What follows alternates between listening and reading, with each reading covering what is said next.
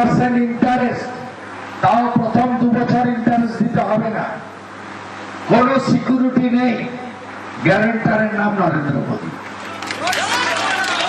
গোটা ভারতবর্ষে চলছে, এই মুখ্যমন্ত্রী করতে দেয়নি, বলছে না চালু করতে দেবো না। উজালার গ্যাস 1-2 দেশে রাজ্যে পায় 11 কোটি, দেশে 1,29,00,000 আমাদের রাজ্যে 400 টাকা কমের গ্যাস উজালা ফ্রি চালু করতে দেয়নি।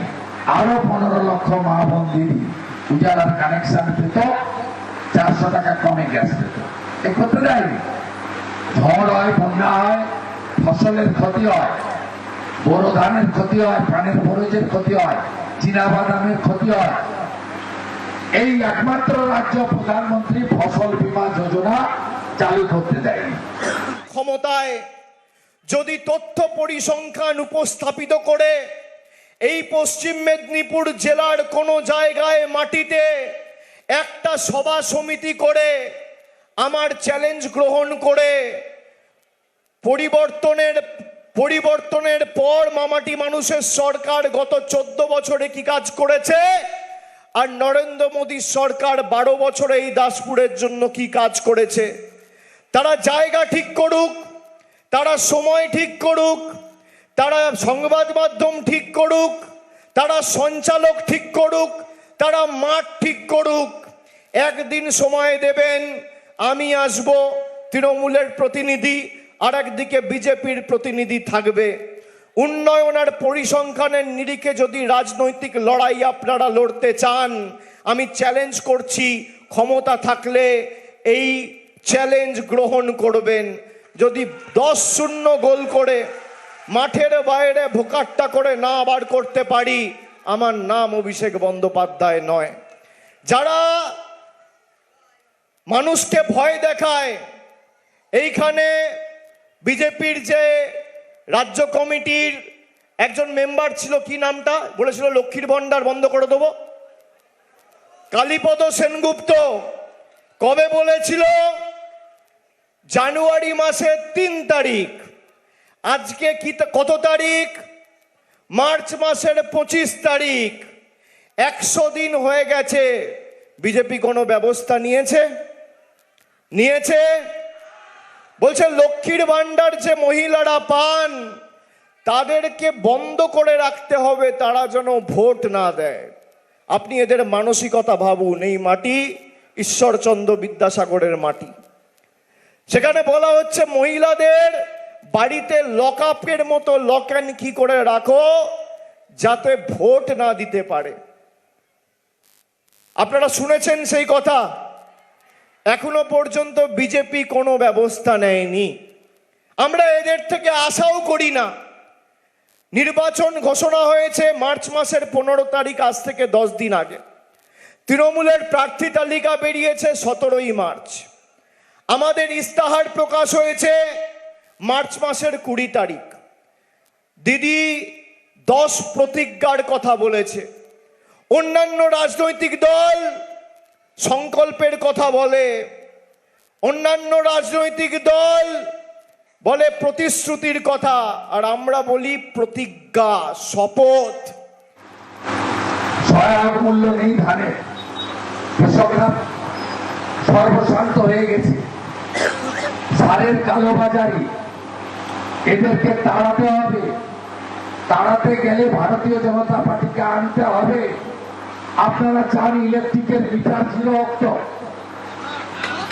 গোটা ভারতবর্ষে প্রধানমন্ত্রী সূর্য ঘর, সোলার প্যানেল, ঘর প্রতি 80,000 টাকা, সব প্যানেল লাগিয়ে দিচ্ছে ভারত সরকার। ইলেকট্রিকের বিল 0 গোটা দেশে। ইনি করতে দেবেন না। প্রধানমন্ত্রীর নাম আছে ওখানে, তো বিজেপির নামও নেই, মোদীজির নামও নেই। প্রধানমন্ত্রী সূর্য ঘর, বাড়ি প্রতি 80,000 টাকা। আপনি বলুন তো বন্ধু, 1,20,000-তে বাড়ি হয়, ভালো একটা বাথরুম হয়, তাই তো? 15,000 টাকা বালির গাড়ি, আগে 2,500 টাকা ছিল। বিজেপিকে আনুন, যে টাকা দিলে বাড়ি হয় সে টাকাই ভারতীয় জনতা পার্টি দেবে। প্রাণী মিত্রা উচিত বেতন পাবেন, আইসিডিএস উচিত বেতন পাবেন, আশা উচিত বেতন পাবেন।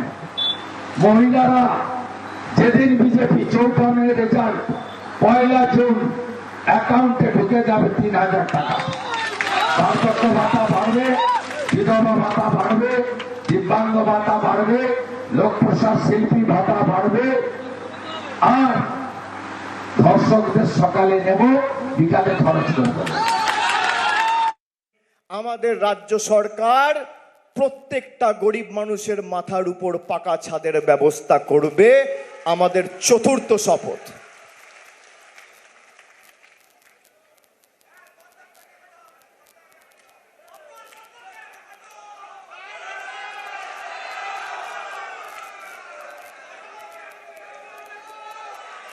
মানুষ জবাব দেবে, চিন্তা করার কারণ নেই। 21-এও দিয়েছে, 24-এও দিয়েছে, 26-ও ব্যতিক্রম হবে না।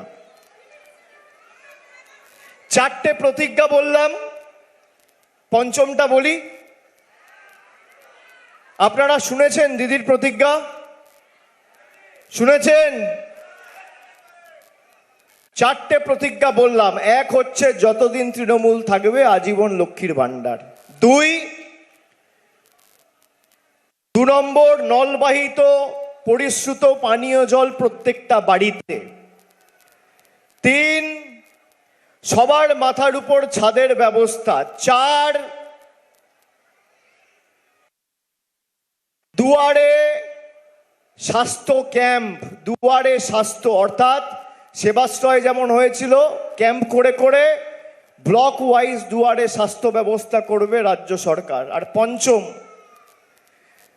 প্রবীণ বয়োজ্যেষ্ঠ যারা এক বুক আশা আকাঙ্ক্ষা নিয়ে বসে রয়েছেন যে আমাদের কি হবে, আমাদের সরকার কথা দিয়েছে যে আগামী দিন চতুর্থবার সরকার তৈরি হওয়ার পরে যত দ্রুত সম্ভব বাংলায় যত প্রবীণ নাগরিক আছেন সবাইকে বয়োজ্যেষ্ঠ এবং বার্ধক্য ভাতার ব্যবস্থা আমাদের সরকার করে দেবে।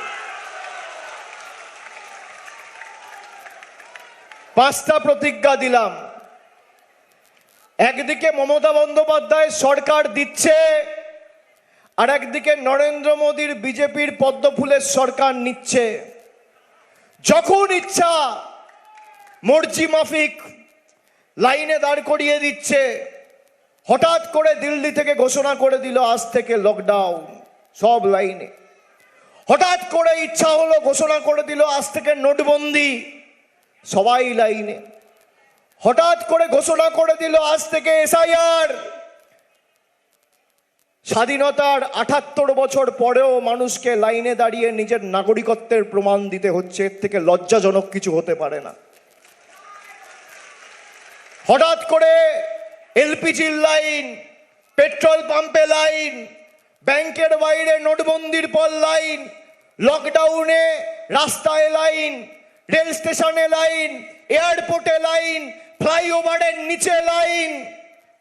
যারা 5 বছর ধরে আপনাদের নির্যাতিত, নিপীড়িত, বঞ্চিত, অত্যাচারিত, অবহেলিত, শোষিত করে রেখেছে, আগামী দিন লাইনে দাঁড়াবেন তাদের উৎখাত করতে। লাইনে দাঁড়িয়ে তাদের জবাব দিতে হবে।